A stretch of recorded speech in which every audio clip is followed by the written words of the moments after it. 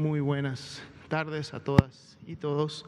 Vamos entonces a empezar con la conferencia 102, estando en el 9º día de esta nueva normalidad, recordando que para esta semana, y es precisamente la siguiente diapositiva, y es importante siempre estarlo recordando, sobre todo para las personas que nos están viendo desde sus hogares, que todo México se encuentra en riesgo máximo, que es precisamente el color rojo que representa el semáforo. ¿Qué significa riesgo máximo? Veamos rápidamente en la siguiente diapositiva. En riesgo máximo significa que solo hay ciertas actividades que están limitadas, como la ocupación hotelera a un 25%, dirigido solamente a personas que están realizando trabajos esenciales en las diferentes partes de México. Asimismo, los restaurantes solamente deben de brindar servicios a domicilio o comida para llevar, o en el caso de los hoteles, a la habitación, no deben de abrir dentro de los hoteles. Lo que son servicios de peluquería, estética, barberías, etcétera, pueden hacerlos a domicilio siempre y cuando apliquen las medidas sanitarias. Se permite un aforo de hasta un 25% en los parques públicos con el objetivo de que las personas puedan realizar actividad física, más no congregaciones, más no reuniones, más no actividades en las áreas infantiles. Igualmente, los supermercados, mercados continúan abiertos como lo hacían en la Jornada Nacional de Sana Distancia, pero con un aforo de un 50% y solamente permitiendo un integrante de la familia ingresar a hacer sus compras. Los deportes profesionales pueden llevar a cabo sus partidos, sin embargo lo tienen que hacer a puerta cerrada, es decir, sin la presencia de público, y esto es tanto para el rojo como para el naranja, y claro que ellos aplican medidas de protección para sus jugadores y para su equipo técnico. Y en la siguiente diapositiva vemos las actividades que definitivamente están suspendidas, actividades que no se deben de llevar a cabo mientras el semáforo de riesgo COVID está en alerta máxima, como son los gimnasios, los spas, los cines, los teatros, los centros comerciales, los lugares de culto, los eventos masivos, discotecas, bares, etcétera. Todos estos lugares quedan todavía cerrados y podrán en un momento determinado tener cierto aforo cuando se pase al color naranja. Veamos entonces ahora sí la actualización del panorama internacional. Prácticamente ha estado en la última semana muy estable, pero estable igual significa que no ha habido disminución. Hoy día se pasó el número total de 7 millones en todo el mundo de personas confirmadas con COVID-19, sin embargo continúa siendo el 23% la pandemia activa de los últimos 14 días y continúa siendo la región de las Américas la que mantiene la mayor carga de casos de esta pandemia activa. Veamos la siguiente diapositiva, que es la actualización de los números para el día de hoy de la República Mexicana, en donde tenemos 124.301 casos confirmados, es decir, personas que se tomaron la prueba, dieron positivas a SARS-CoV-2, eran casos sospechosos porque tenían signos y síntomas de la enfermedad, entonces por lo tanto se convierten en casos confirmados de COVID-19. Pero así también, y por el mismo mecanismo, fueron descartados 182.077 personas y están aún en estudio esperando un resultado de laboratorio 50.677. Así como veíamos la pandemia activa, la epidemia activa en México, que es parte de esta pandemia, son solamente 18.904 casos, que representan el 15% del total de casos que hasta el momento han ocurrido en el territorio mexicano. Ahorita los vamos a ver más a fondo. Y bueno, el día de hoy también se actualiza el número de defunciones, 14.649 las personas que lamentablemente han perdido la vida. Veamos la siguiente diapositiva, es precisamente la carga acumulada, hasta 124.301 casos.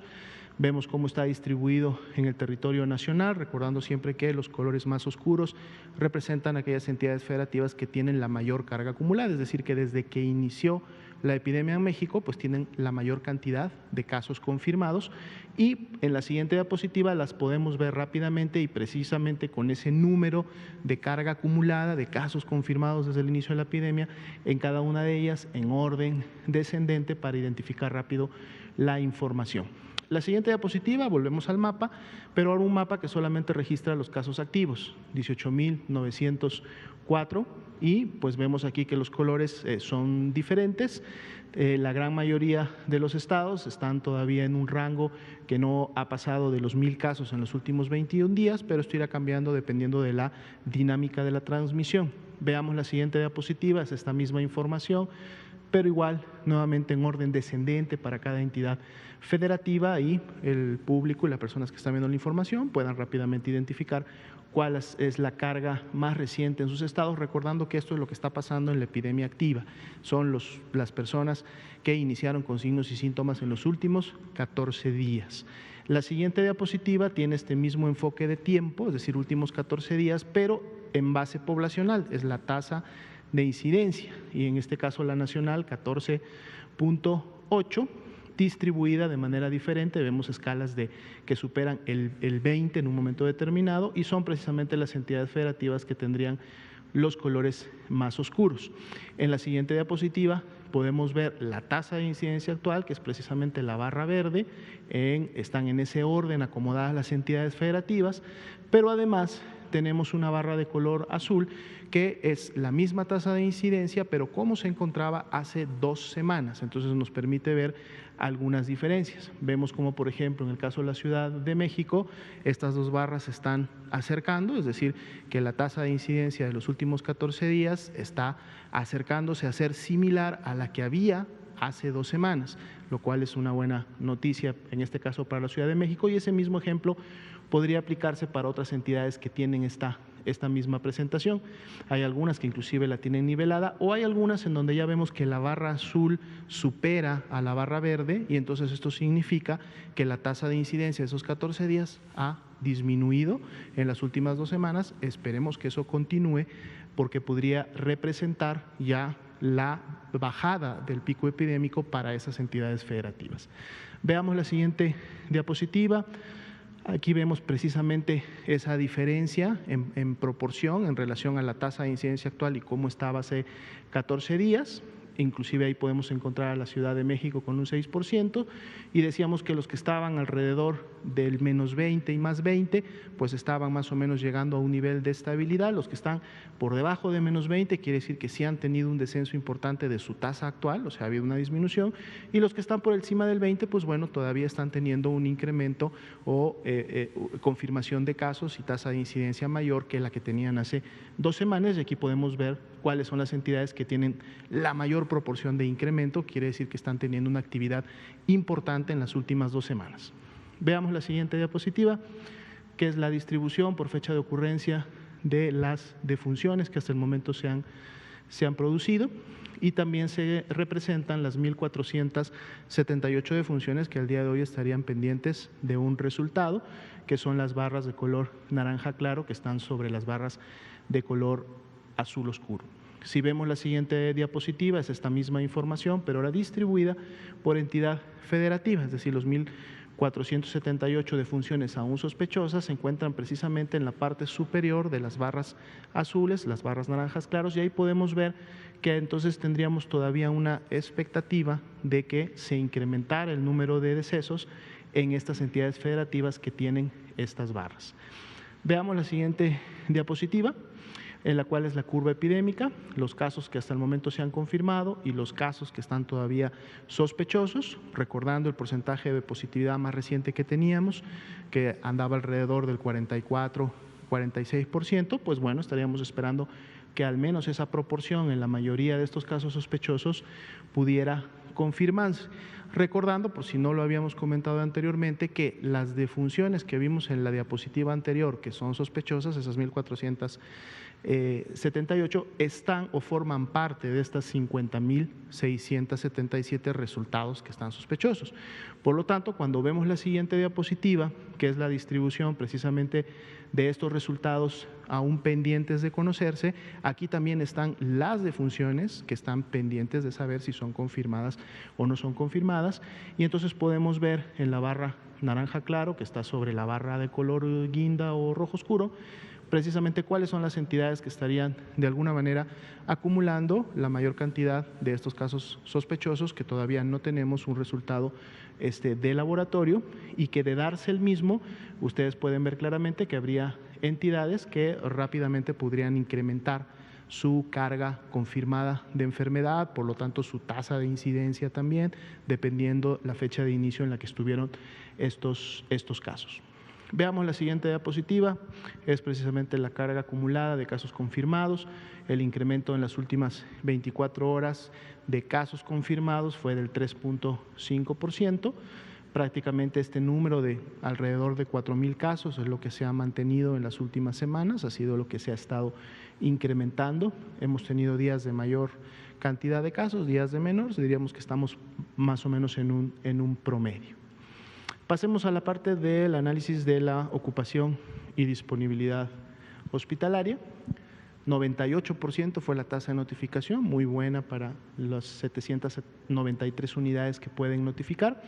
Y aquí vemos cómo está México como país. En el caso de camas IRAG generales para pacientes graves, pero que no requieren un ventilador mecánico, la ocupación es del 46%, y en el caso de camas que sí tienen un ventilador, que están destinadas a pacientes que requieren de esta asistencia porque son pacientes críticos con serias complicaciones, pues el porcentaje de ocupación es del 38%, y pueden ustedes ahí tener los números totales de las camas, tanto que en un momento existían como las que están actualmente disponibles y las que están ocupadas. En las siguientes dos diapositivas veremos la distribución nacional. Por ejemplo, de ese 46% nacional de camas generales, pues vemos que hay entidades federativas que tienen una mayor saturación, 78, 77, 55, que la han mantenido así, estos tres estados precisamente en la última semana, y han estado pudiendo tener este balance entre los egresos, las camas que en su momento se convierten, se expanden, y eso ha permitido siempre tener disponibilidad. Vemos una situación similar en la siguiente diapositiva, que es la de camas críticas, donde también estos estados siguen teniendo la mayor ocupación, pero también han podido tener al menos más de un 30% de disponibilidad, lo cual pues puede asegurar que un paciente crítico que requiere este tipo de atención pueda tener acceso a un ventilador y pueda tener acceso a una atención de ese nivel de especialidad. El siguiente diapositiva nos muestra ahora sí no número de camas, sino unidades completas, unidades hospitales de segundo y tercer nivel que están funcionando como COVID. De ayer para hoy no tenemos diferencias, son 793 las unidades COVID que se mantienen activas. Ahora sí, pasemos al otro grupo de información, que sería la siguiente diapositiva, en donde vamos a actualizar. Bueno, esta precisamente la ponemos cuando tenemos un incremento en el número de defunciones que se han confirmado en las últimas 24 horas. Ojo, que se han confirmado, no que han sucedido, y precisamente colocamos esta diapositiva para que sea visualmente apreciable cómo las defunciones que se han confirmado en las últimas 24 horas realmente están distribuidas por fecha de ocurrencia en varios días que involucran en su gran mayoría prácticamente a las últimas 2 semanas. Y esto tiene que ver con la rapidez y eficiencia, precisamente con que las entidades federativas están confirmando y notificando estas defunciones.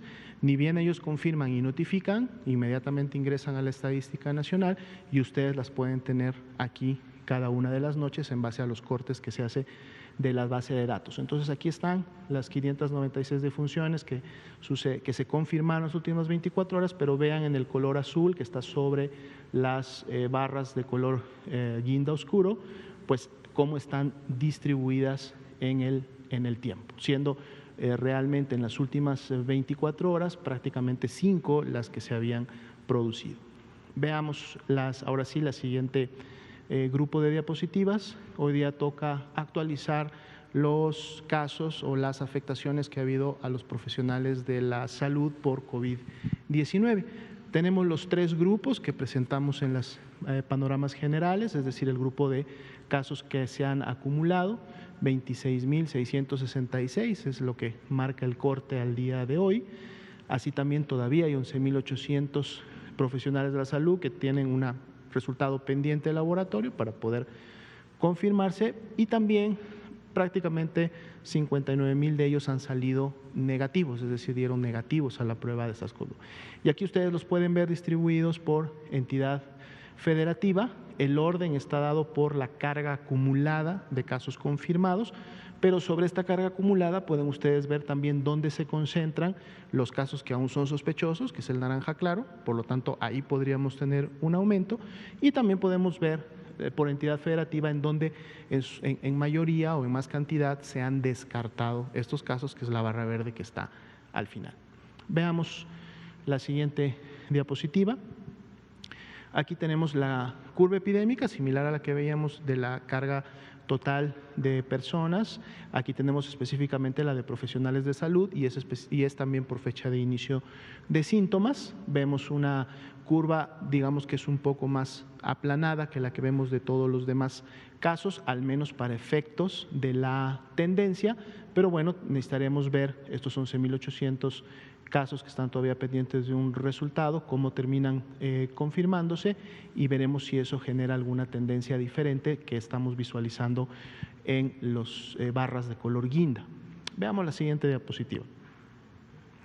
Aquí tenemos la distribución, similar que en la anterior, de los que serían los casos de profesionales de la salud, pero los activos, es decir, los que se han confirmado en los últimos 14 días, y de hecho representan el 24% del total que comentábamos, son 4,465, e igual los podemos ver distribuidos por entidad federativa en donde se realizó la confirmación, y esto normalmente siempre va de la mano en donde labora el profesional de la salud, y entonces eso nos permite ver dónde en la epidemia reciente estamos teniendo pues la mayor carga de profesionales de la salud que están enfermando de COVID-19. Veamos la siguiente diapositiva. Es la distribución por grupo de edad de todos los casos confirmados. Veamos que aquí tenemos a las mujeres, están teniendo un poco más, a diferencia, si recuerdan, presentamos la distribución por sexo el día de ayer y vemos que siempre los hombres en general son los que tienen mayor carga de enfermedad. Bueno, en este caso es un poco más en el caso de ahora de las mujeres, 57%, y podemos ver cómo están distribuidas las barras, viendo que el grupo de mayor afectación estaría prácticamente entre los 30 y los 39 años, que son las barras más elevadas que tenemos. Veamos la siguiente diapositiva. Aquí tenemos la distribución en relación a la profesión o la ocupación que están desempeñando. Enfermeros, enfermeras, 41%, los médicos y las médicas representan un 31%, un 10% menos. Un 25% está representado por toda una serie de otros profesionales de la salud, y de manera específica siempre nos referimos a los laboratoristas y dentistas con los porcentajes que están respectivos, que son prácticamente el grupo de menor afectación que se ha tenido. Y esto es lo acumulado, es decir, los 26,666. Veamos la siguiente diapositiva. Bien, aquí tenemos el estado clínico en el cual se encontraba el profesional de la salud cuando demandó la atención médica. Vemos que la mayoría de ellos, el 91%, lo hizo de manera ambulatoria. Esto es una proporción más elevada que la que vemos en general en la población. Sin embargo, algunos de ellos también se encontraba en un nivel de gravedad que requirió ser hospitalizado, como estos 1,097. Además, estaban en una situación que se consideraron como casos graves, 1,154, y 147 de ellos tuvieron que ser intubados por la gravedad en la que se encontraba su caso. Veamos la siguiente diapositiva. Aquí pasamos al grupo precisamente de lamentables defunciones que se han producido en el personal de la salud. 385 son las que se han confirmado a COVID-19, y en este caso se tienen solamente 18 defunciones que estarían pendientes de un resultado de laboratorio para poder conocer su clasificación, e igual vemos la distribución por entidad federativa en orden descendente, lo cual nos manifiesta en dónde se han presentado la mayor parte de las defunciones por estas entidades. Veamos la siguiente diapositiva. Aquí tenemos la distribución por fecha de ocurrencia de las 385 defunciones desde el inicio o de los primeros días de la pandemia hasta los últimos días, y vemos también representadas esas 18 defunciones en donde podrían ubicarse en el caso de que fueran confirmadas. Si vemos la siguiente diapositiva, es la distribución precisamente por grupo de edad y sexo. Como lo veíamos el día de ayer en la población general, aquí también las barras se recorren hacia la derecha, lo que quiere decir que tenemos un mayor grado de afectación en la medida que se va incrementando la edad. Aquí tenemos agrupado a los mayores de 65 y eso podría generar una impresión de que serían a lo mejor los que más están falleciendo. Sin embargo, vamos a pedir al equipo que nos desagregue esos mayores de 65 en edades quinquenales, como lo están en las barras previas, para ver realmente cuál es la afectación por grupo de edad, pero vemos que sí, por lo menos en los grupos de 50 a 64 hay un incremento. Aquí tenemos nuevamente el cambio, en donde vemos que sí son los hombres, al igual que en la población general, los que tienen una mayor proporción. De hecho, aquí son 73% de las defunciones han sido hombres, es decir, son más las mujeres profesionales de la salud las que enferman, pero lamentablemente son más los hombres los que terminan falleciendo a causa de las complicaciones.